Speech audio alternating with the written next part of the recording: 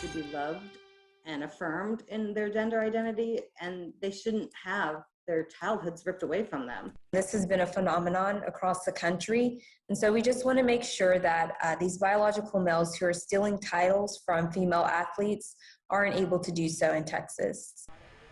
A bill targeting transgender kids in sports is set for debate on the Texas House floor tomorrow. Supporters say it would maintain an equal playing field. CBS Austin's Gabriela Vidal heard from a mother who says impacted children would miss out on a lot more than just sports.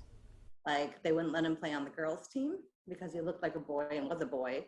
They couldn't play on the boys' team because they said, quote unquote, he's not a real boy. Lauren Rodriguez says her transgender son, Grayston, never got the childhood experience he deserved, being denied from playing sports like football and basketball with his male peers in the small town of Copperas Cove, Texas.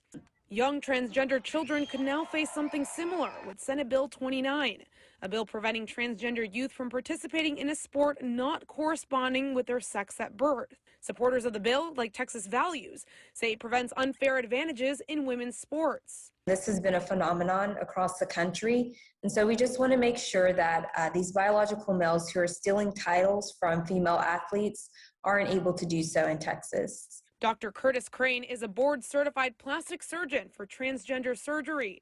Probably not something that's happening on a day-to-day basis, but it's used to create shock and awe around this phenomenon when we could just be supporting the community. Crane says the only advantage transgender females may have is higher muscle mass than cisgender females, but that can change with their transformation, either through surgery or puberty blockers.